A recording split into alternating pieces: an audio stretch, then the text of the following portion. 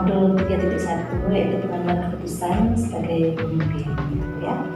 Jadi sejauh ini Bu, ada nggak kira-kira Bu kasus-kasus yang terjadi di sekolah ini? Mungkin Bu bisa sharing kita Bu, berbagi gitu ya.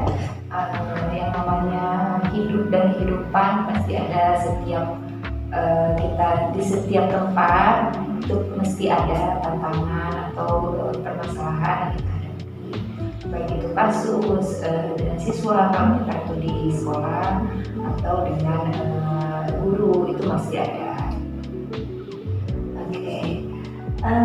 Jadi Bu, biasanya bagaimana cara Ibu mengidentifikasi apakah kasus tersebut termasuk kepada dilema etika ataukah juga moral?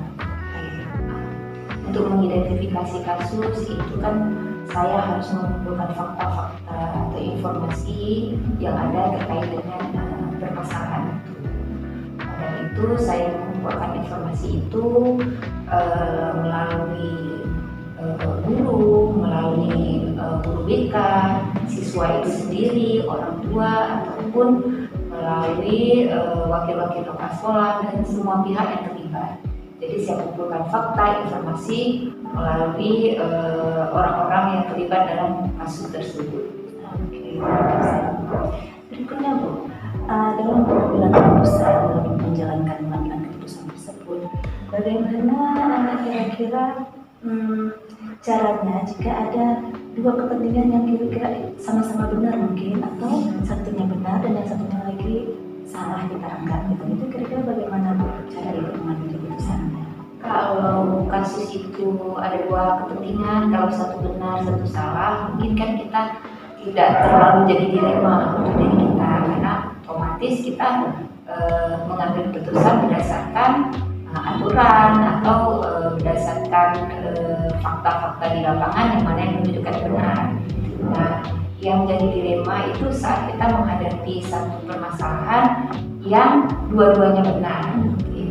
Maka untuk kasus yang seperti itu, kembali lagi saya tinjau dampaknya apa, akar permasalahannya apa, kemudian alternatif solusinya apa. Dari beberapa alternatif itu saya kaji lagi dampaknya yang terhadap yang bersangkutan, dampaknya terhadap sekolah gitu. Jadi saya mengambil yang dampaknya paling besar positifnya dan yang paling minim resikonya. Kemudian Ibu, adakah tahapan-tahapan atau langkah-langkah yang Ibu atur bagaimana sehingga keputusan tersebut dapat tercapai dengan baik? Untuk mencapai satu keputusan, otomatis kan kita harus mengidentifikasi apa dulu permasalahannya, kemudian mencari fakta-fakta yang terjadi, kemudian baru didiskusikan lagi. Biasanya saya mendiskusikannya itu dengan para wakil kepala sekolah atau dengan guru BK jika itu permasalahan dengan siswa.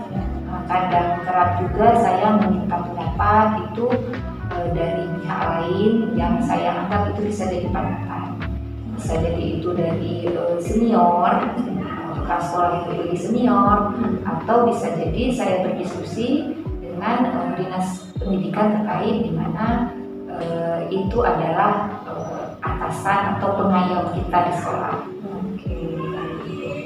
Nah, selanjutnya lagi Bu, hal apa yang selama ini Ibu anggap efektif dalam pengambilan keputusan pada kasus-kasus, terutama kasus dilema etika?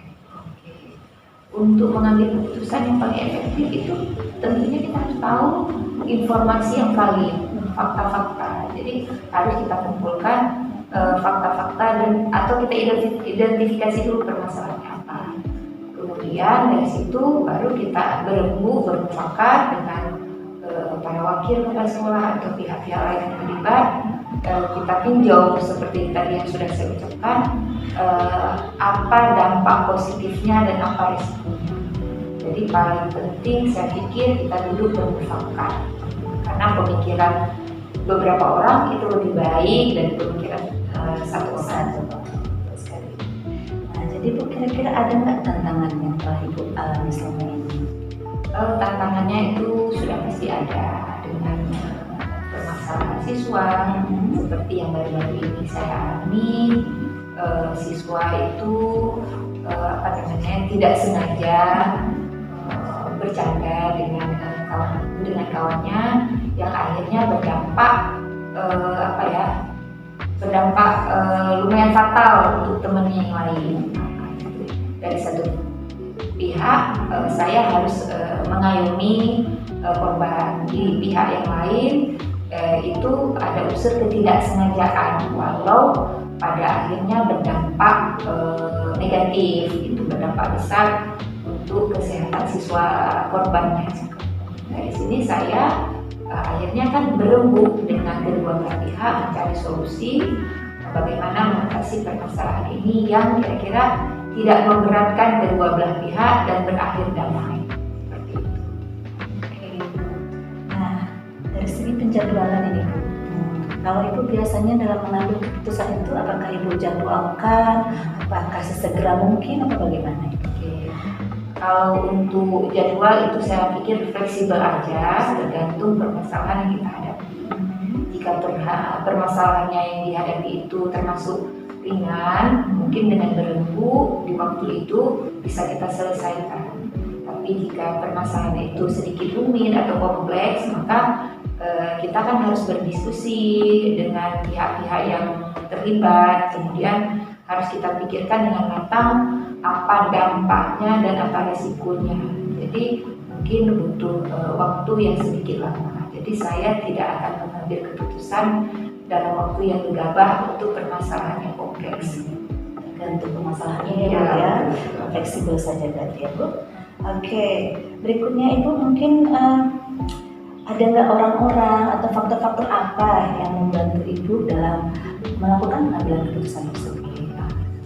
Seperti yang sudah saya ungkapkan tadi, semua pihak itu harus dilibatkan, harus kita dengarkan apa keluh kesahnya, apa informasi yang terjadi. Kemudian yang paling berperan di situ, jika itu berkenaan dengan siswa, itu guru BK dan wali kelas. Kemudian jika itu berkenaan dengan kebijakan sekolah, yang paling banyak terlibat itu para wakil kepala sekolah. Oke, sedikit lagi ya, Bu. Dari semua hal yang telah Ibu sampaikan tadi, kira-kira pembelajaran apa yang dapat kita ambil, Bu? Ini untuk pengalaman saya bisa kita bersama ya. Oke.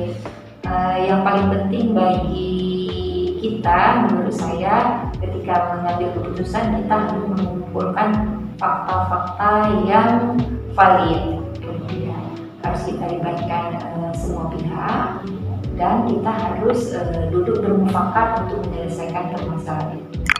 Jadi tidak kita mengambil keputusan itu sepihak. Oke, Ibu, terima kasih sekali ini, Bu. Ini sangat menjadi pembelajaran juga buat saya nantinya.